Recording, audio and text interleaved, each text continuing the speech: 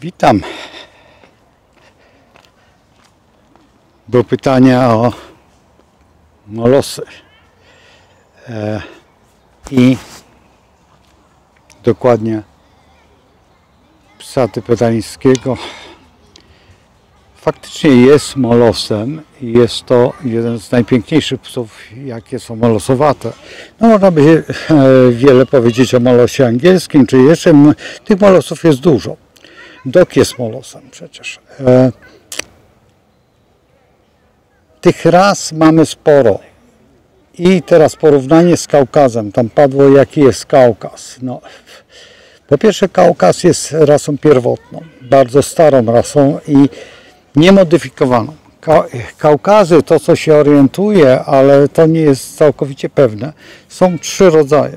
Jest Kaukaz górski, który jest bardzo owłosiony, potem taki, przypuśćmy troszeczkę niżej, jest mniej owłosiony i mamy tego Kaukaza takiego zupełnie nieowłosionego. Taki wygląda jak pokrajcowany owczarek niemiecki, czy też któryś z owczarków. Ja nie chcę pokazywać Państwu, jak się robi Kaukaza, jak to wygląda, a robi się w taki trochę brutalny sposób, bo dlaczego? Dlatego widziałem to na filmie. Wygląda to, bo likwiduje się, wiecie, uszy. Więc pokażę Państwu, ale to jest makabryczne i proszę nie próbować. Właściwie nie powinienem, nie pokażę. Jednak nie pokażę. Pokażę tylko tym osobom, które są naprawdę zainteresowane, ale są kynologami z prawdziwego zdarzenia. Te szczeniaki wybiera się je w bardzo brutalny sposób, które są agresywne. Szuka się najbardziej agresywnych psów, żeby sobie dały w tych miejscach radę. Są to góry, skały, bardzo niebezpieczne. W dodatku zwierzęta, które tam są, niedźwiedzie, są tygrysy, są jeszcze jakieś inne, wilki. Wszystko jest bardzo niebezpieczne, wszystko jest bardzo głodne. I ten pies musi sobie dać radę. Bardzo trudno jest temu psu zwyciężyć przed takim naporem i dlatego te zwierzęta mają świetną w sobie energię. I ta energia jest kultywowana i to w bardzo, co tu ukrywać, bardzo charakterystyczny sposób. Inaczej są te psy eliminowane po prostu. Eliminacja tych psów polega na po prostu, co to ukrywać, zabijaniu. I zostają te egzemplarze wyjątkowo agresywne. Kiedy trafiły do Europy, w Europie lubimy te psy właściwie bardzo łagodne, bardzo spokojne. Mamy inne warunki. Zresztą każda europejska rasa jest bardziej ustabilizowana. Po prostu raz, że wzorzec musi być taki i co tu ukrywać, ale tak wymagamy, w dodatku sędziowie tak wymagają. Są rasy, które są wyjątkowo, niektóre z hartów są wyjątkowo złośliwe i wtedy naprawdę trzeba bardzo uważać, bo można być nieźle uszkodzonym, nawet przy ocenie psa.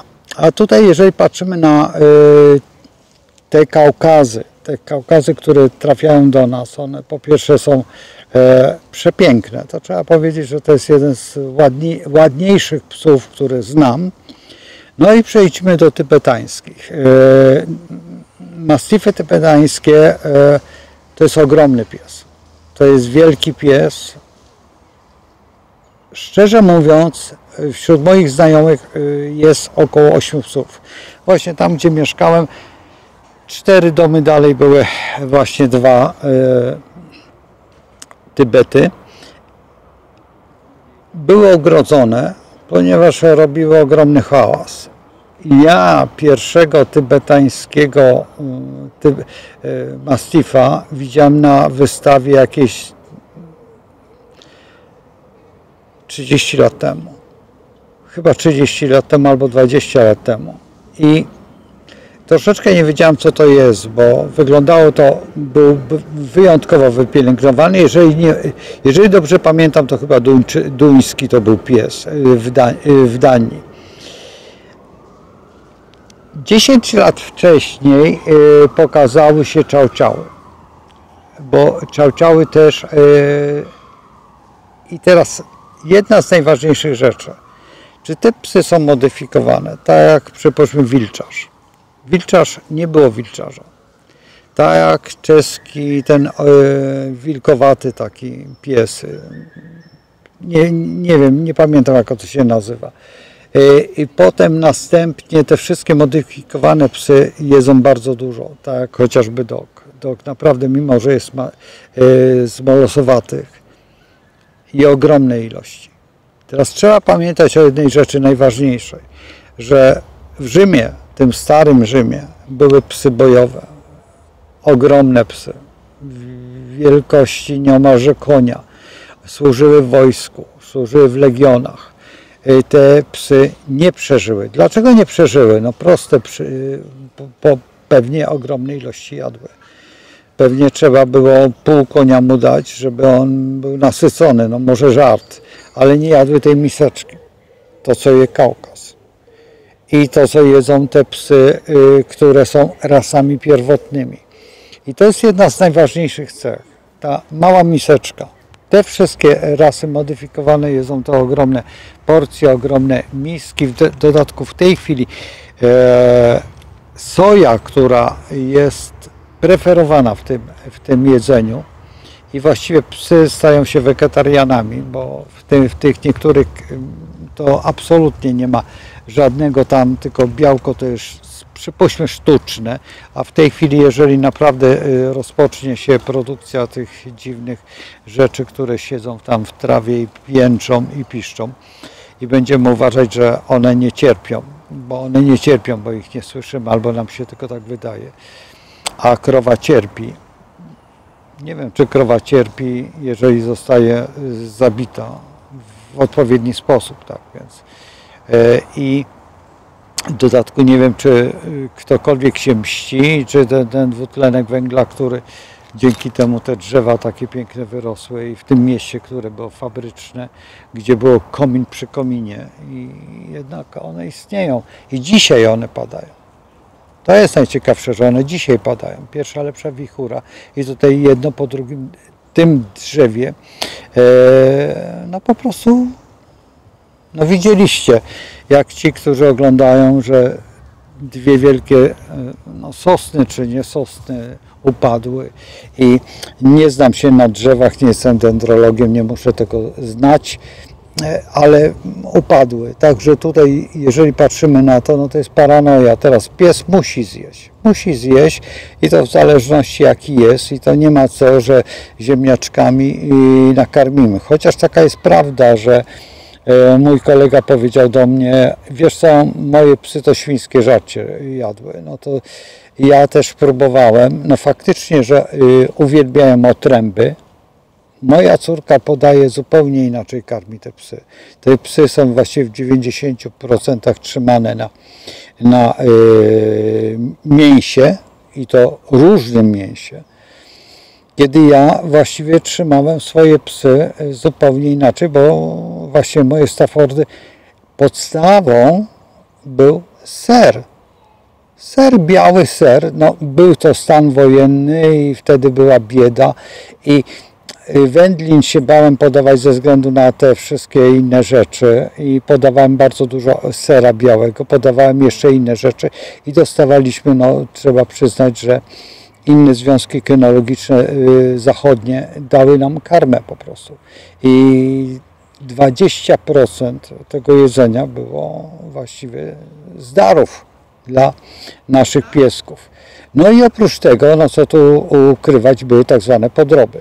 Czyli płuca, gardanie, tam jeszcze jakieś inne rzeczy to załatwiał kolega z Rzeszni. Nie wiem skąd on to załatwiał i każdy miał przydział 3 kg tygodniowo, jeżeli się miał hodowlę. Jeżeli się miał większą hodowlę, to oczywiście więcej, ale ja miałem 3 kg.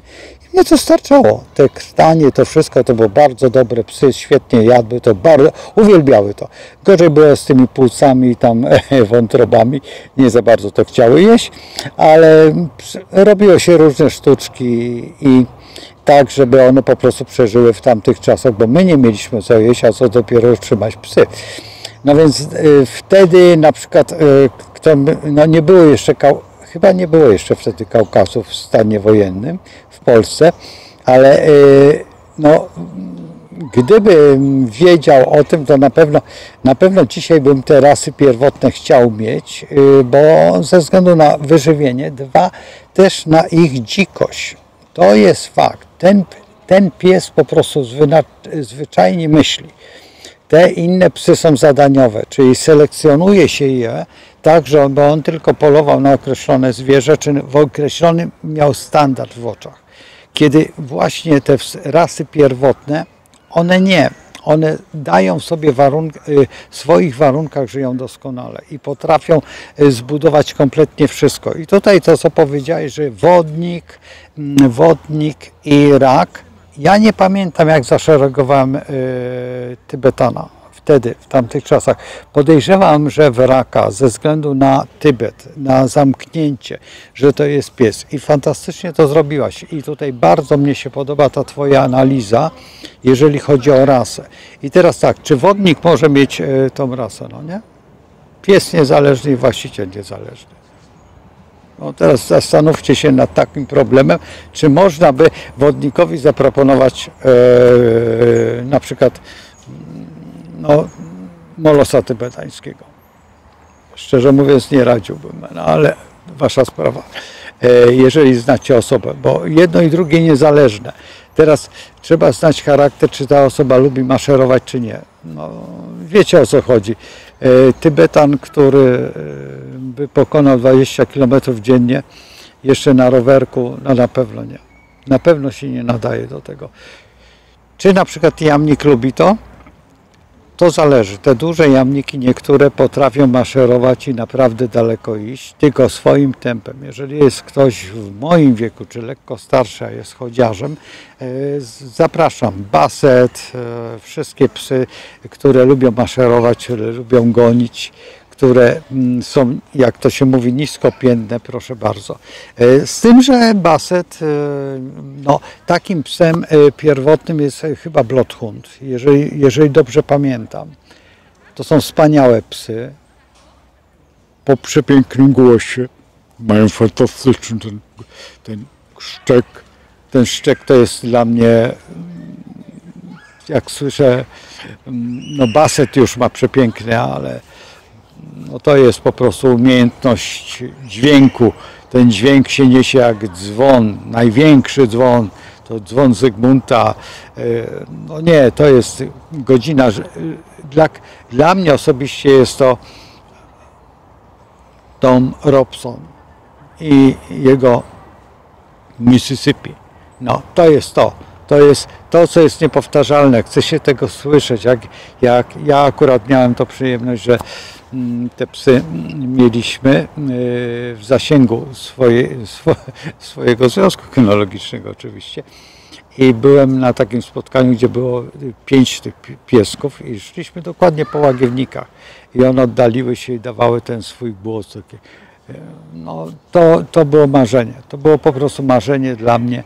I w ogóle psy myśliwskie, te, które są rasami i tymi starymi, bardzo starymi. Między innymi starą rasą jest mopsik. No mops to jest w ogóle nie wiadomo skąd to pochodzi. No, dalmatyńczyk jest jedną z najstarszych ras. Z tym, że modyfikacja ich i wprowadzanie ciągle nowego, bo dalmatyńczyka mamy w Egipcie na Rycinach. To jest bardzo stara rasa. I teraz kwestia, właśnie to jest podstawa, to jedzenie, to jest numer 1, po tym można rozpoznać psa. Z tym, że faktem, że nasze babcie i my sami, no lubimy tak czasami jakąś kiełbaskę, jakąś tam wędlinkę, jakiś serek, idziemy gdzieś tam, pieskowi wodę, co nie jest prawdą, bo w rzeczywistości zdrowy pies je raz dziennie albo 2 razy dziennie góra. Nie wolno więcej podawać, bo potem mamy wielkie kłopoty z kręgosłupem, mamy wielkie kłopoty ze stawami i potem właśnie to, co tutaj opisałaś. Jestem troszeczkę zdziwiony, że ma dysplazję, bo dysplazja no jest tak, no ale nie wiem, czy to jest zła hodowla, nie znam, po prostu tej rasy nie znam i nigdy nie była omawiana. Ja byłem w sekcji harta i mnie harty bardziej interesowały. W tym dniu, kiedy my mieliśmy, były jamniki, czyli psy myśliwskie, te drobne, no i czasami jakieś psy ozdobne, bo sędzina była od psów myśliwskich i od psów ozdobnych. No więc o tych psach dużo wiem, ale jeżeli chodzi o te molosowate, togowate, znam sędziego doskonale, znam kilku sędziów, nawet międzynarodowych, ale szczerze mówiąc, nie za bardzo wiem. A dzisiaj dog, no przepraszam, ale słuchajcie, dog żyje 5 lat. To jest przerażające. Kiedy ja wychowywałem się razem akurat z dogiem, nie mieszkał u mnie, tylko u mojej znajomej. I ten dog dokładnie dożył 20 lat. Był przeogromny, pracował bardzo ciężko, bo pilnował krów. Autentycznie krów pilnował.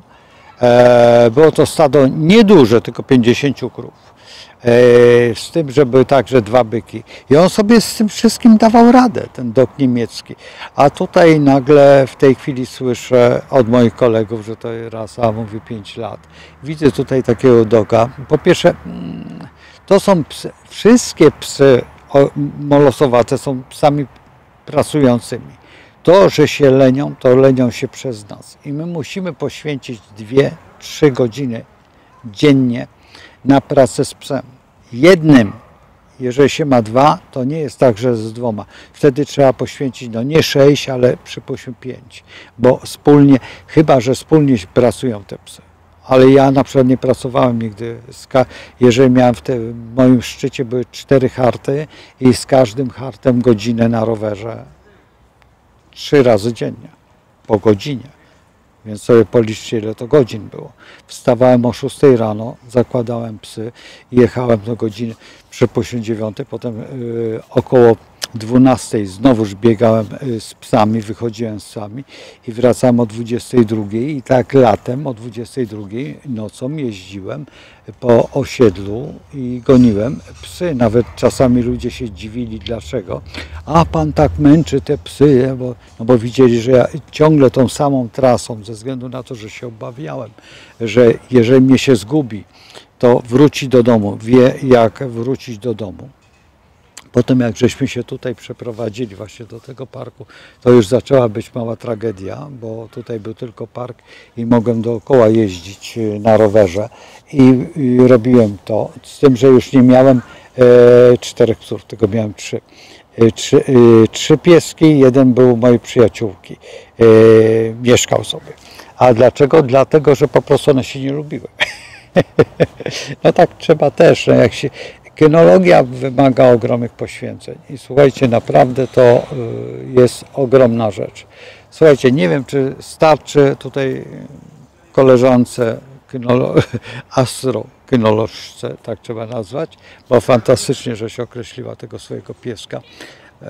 Wiesz, ja bym się bardzo zastanawiał, czy nie znaleźć się jakiegoś fizykoterapeuty psiego, czy homeopaty i poprawić tę dysplazję. Ja nie wiem, czy to jest dysplazja na pewno nie dałbym żadnych sterydów, leczyłbym nawet, zresztą w razie czego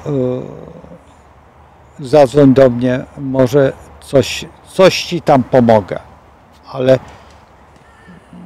to jest naprawdę trudna sprawa, jeżeli masz stwierdzoną tą dysplazję i zrobiłaś coś, a tutaj no trudno, ten pies wymaga jakiegoś takiego wolnego, ale jednak spaceru i przynajmniej ja uważam, że powinnaś zacząć od 5 minut spaceru i dokładać co tydzień te 5 minut, czyli dojść po miesiącu do jakiejś, no to masz 4 razy, tak?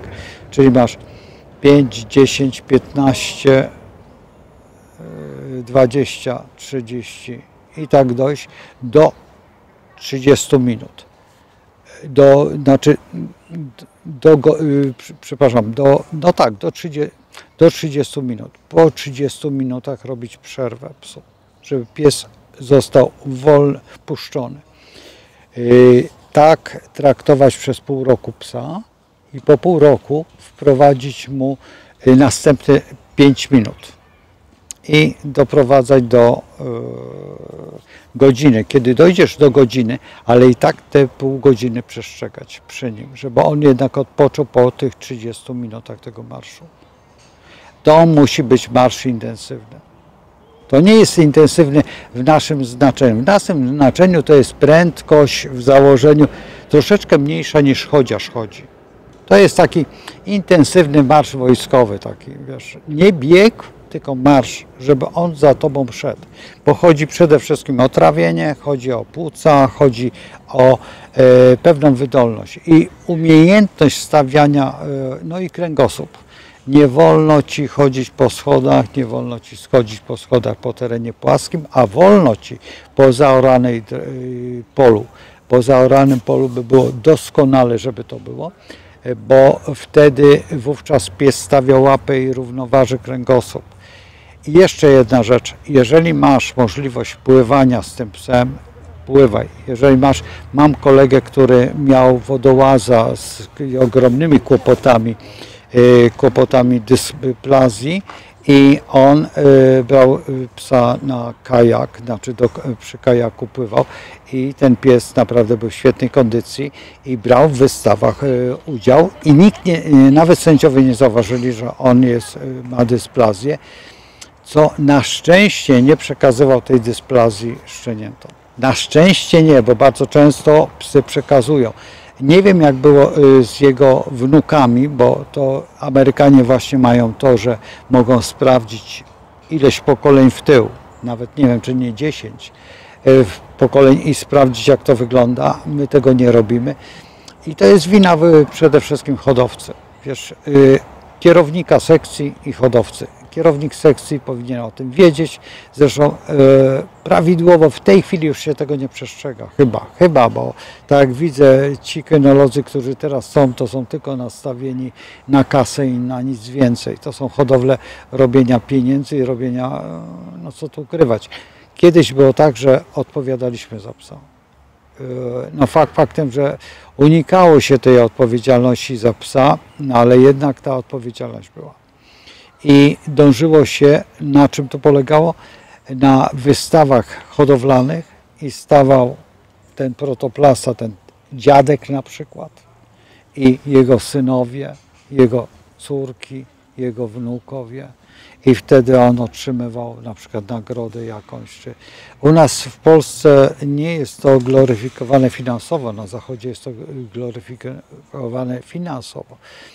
I tam takie hodowle, na przykład chociażby na krafcie, jeżeli pies wygra krafta, to ma ileś tam kryć w tym roku i to jest wielka zasługa. I w ten sposób też na przykład rocznikowo można sprawdzić, czy jest dysplazja, czy też nie. No tak było w owczarkach i w owczarkach cierpimy do tej pory i ta dysplazja przez hodowców jest ukrywana. To jest tragedia naszych owczarków niemieckich, nie tylko owczarków, bo ja nawet się nie orientuję, ja tylko wiem o dysplazji, ponieważ u hartów nie słyszałem, żeby u harta występowała dysplazja, chociaż bardzo możliwe, że na pewno tak, ale jest to także błąd żywieniowy. Trzeba brać pod uwagę, że to także może być błąd żywieniowy, że nie podaje się tych kolanek, wiecie, tego glutamenu. Nie wiem, czy dobrze powiedziałem. Ale wiecie, o co chodzi. Przede wszystkim kulek i łapek kurczaków na przykład, które trzeba wygotować je przynajmniej przez ileś godzin i potem tą galaretkę wlewać Za moich czasów używało się kaszy i tam innych. Ja nie używałem kaszy, to używałem właśnie bardziej otręby, bardziej owsiankę. Z tym, że owsianki nie gotowałem. Dlatego, że ponoć, nie wiem, czy to jest prawda, owsianka gotowana likwiduje wapno. Tak jak nie wolno podawać białka surowego. białka. Białko surowe się podaje po to, żeby po prostu no pies wtedy białko zabija wapno surowe. Także to tyle wiadomości takich kynologicznych. Trzymajcie się i bardzo Ci dziękuję za ten temat, a zrobiłem go, bo jutro mamy, wiesz co, jedno z największych świąt, bo wszystkie czarownice czekają na ten dzień. Trzymajcie się, a ja już idę w tamtą stronę. Z Bogiem. Do zobaczenia.